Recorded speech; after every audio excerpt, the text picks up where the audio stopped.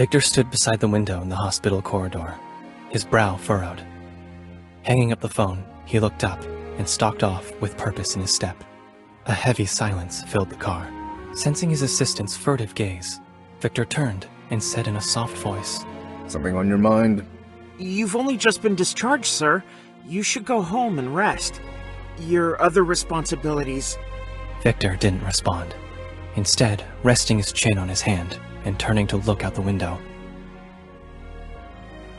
Goldman wanted to continue, but after a moment's hesitation, decided it was best to remain silent. Thinking back to the time he saw Victor in quarantine, covered in blood, a little shiver ran up his spine. Rain began to fall, gathering in rivulets on the window. The brake lights ahead refracted red and white through the glass, and everything became obscured through the curtain of rain. Victor couldn't help but to think of the last time he saw her, 1 month ago. It was raining then, too. Standing in front of her, his clothes soaking wet, his heart bursting with the joy of recovering what he thought was lost, he was determined to change the outcome that time.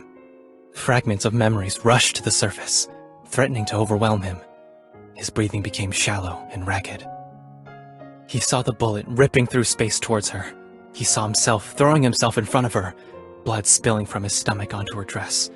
He saw himself raise the dagger, his hand trembling like a leaf.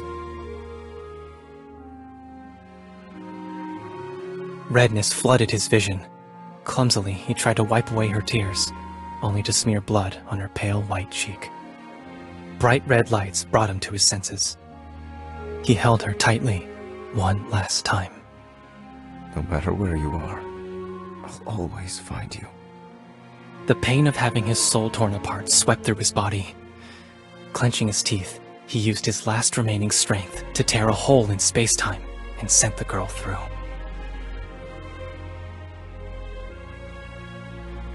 His right hand trembling, Victor knew what he must do, even if it meant going back in time. He had not spoken of it in all the days since, though dreams disturbed his sleep and the gunshot scar on his belly ached with every movement. Victor clenched his fist, his stern expression and chiseled jawline set in stone. "LFG, sir." Victor looked up, a shadow of pain in his eyes. As the darkness fell, the sky became devoid of starlight. Victor stood at the window, watching the traffic creep along the street below. The city lights filled the night. This was where he first told her about his perspective. When the whole city is at your feet, your anxieties just melt away. Thinking about her unexpected expression, a hint of a smile played across Victor's lips, and his eyes softened. But the smile quickly vanished. In a far corner, untouched by light, there stood a dark figure. Approaching footsteps could be heard, slowly and steadily in the silence. Victor turned to face this visitor, his expression cold and distant. "I've been looking for you."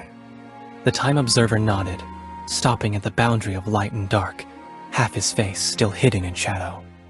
The world timelines are collapsing. Time is running out. Victor did not speak. The lights spilled in from outside, lengthening his features as the darkness intensified. A profound silence filled the space, as if two invisible forces were confronting one another. After a pensive moment, the time observer spoke. "We can tell you her current location." For the first time, Victor's tranquil expression revealed a trace of surprise. He paused, then muttered a single word. "Fine." Astonished by the frankness of his answer, the time observer continued. "You must understand the consequences of these actions." "I told you, I have only one objective." His tone was completely uncompromising.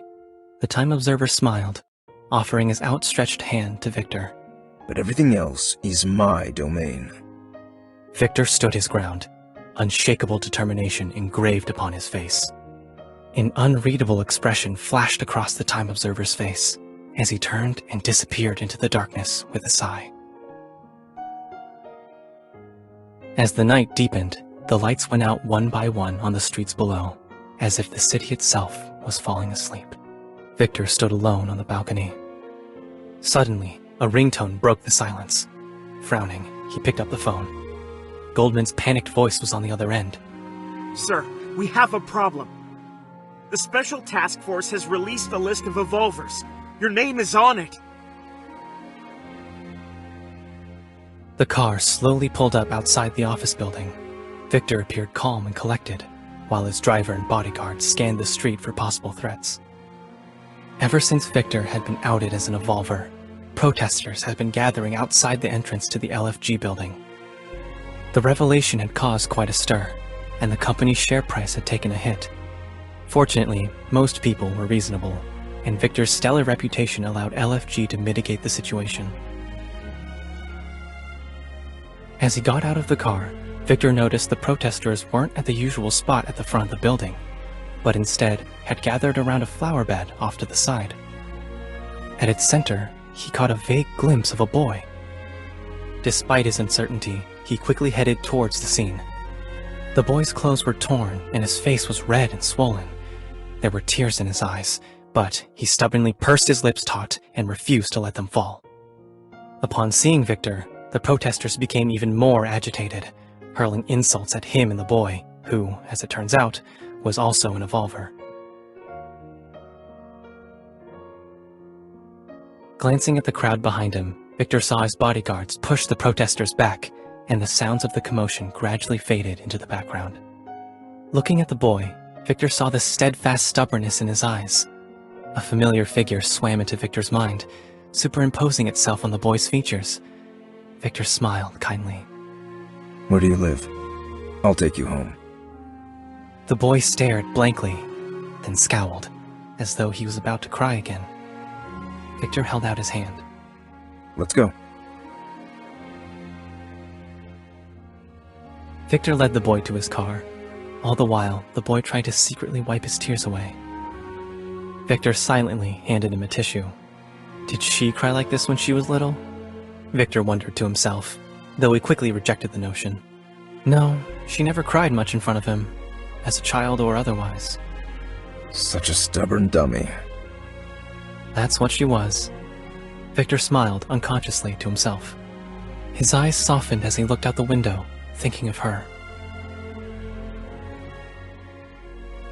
Would everything be different if she returned?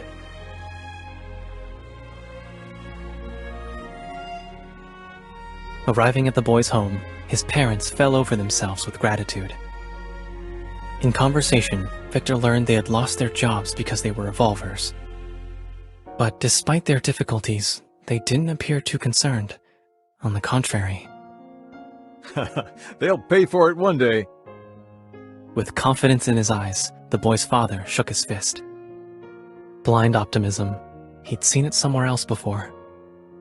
Realizing the connection, Victor's eyes softened, and he smiled briefly. I can give you an opportunity. The couple appeared stunned.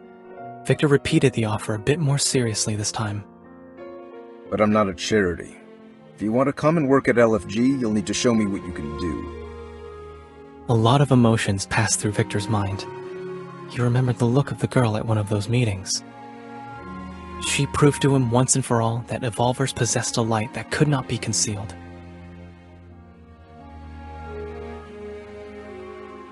Word that LFG hires evolvers spread like wildfire, and very soon, the company was receiving hundreds of CVs from hopeful evolvers. Reading through them, Victor discovered many talented people who had lost their opportunities because of their status. A thought began to crystallize in Victor's mind. His phone lit up, and an alert about LFG's share price on the rise interrupted his musings. Unconcerned, he swiped it shut. Victor's gaze slowly swept over the cargo ship docked on the shore. The crew were all going about their business. The area had become a center for evolver communications. Suddenly, something grabbed Victor's attention. Not far away, he saw the boy he had returned home a few months back. The boy was aiming a gun. Victor rushed towards him and the boy turned and pretended to shoot, imitating the sound of a gun with his mouth. A scene flashed through Victor's mind. Slowly he pulled the trigger. The barrel was dead on target, a man with burn marks on his face. The girl was there as well, but he himself was holding the gun to her as he made his exit from the chaotic scene. He felt as though he was being strangled. Fragmented memories came flooding in, reassembling themselves in Victor's mind. He stood in place, his right hand quivering slightly. The boy stopped at the sight of Victor and panicked. Sorry. His thoughts interrupted. Victor swallowed, his Adam's apple quivering slightly, and an unreadable expression flashed across his eyes. Quickly, he regained his composure. Victor strode over to the boy and held out his hand. Give it to me. The boy hesitated for a moment, then handed over the gun. It's just a toy. Puzzled, Victor looked down at the toy gun in his hand. Why aren't you at school? The boy grimaced. The other kids avoid me. The teachers do too. Victor's eyes became distant. After a moment of reflection, he spoke deliberately. That's not a good enough reason for you to skip class. Go to school and leave the rest to me. The boy nodded. Realizing that perhaps his tone was a little harsh, Victor hesitated. He patted the boy lightly on the head and gently spoke. Go on now. The boy didn't leave immediately, but looked up at Victor with eyes full of gratitude and admiration. Thank you for helping us. Everyone says you're a good person. That said, he ran off. Victor was a bit startled. Watching the boy run off, a small, self-deprecating smile played across Victor's lips. Images of the gun, the girl, and the sudden drop of the dagger flooded his mind. Feelings of intense fear and regret swept over him. He was always hurting her, one way or another. Victor shoved his hands into his pockets and stared out to sea. His turbulent emotions were reflected in the churning waters below. After a moment of silence, he spoke, to no one in particular, or perhaps just to himself. It's not over yet. I will win our wager.